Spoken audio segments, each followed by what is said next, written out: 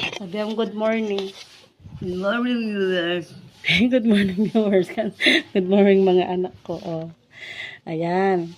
Naligo na si Apo. Ngayon, syempre, kailangan tulungan niya yung sarili niya para makaligo siya ng mag-isa. Kaya nakapaligo na siya.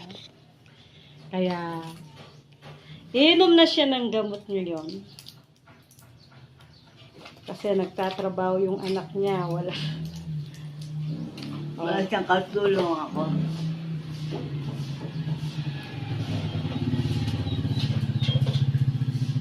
I wanna hold you so. I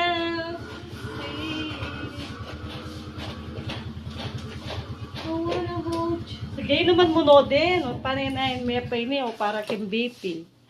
Yan, tapos na. 10:30 na. Ngayon naman, papaliguan ko naman next si baby. Baby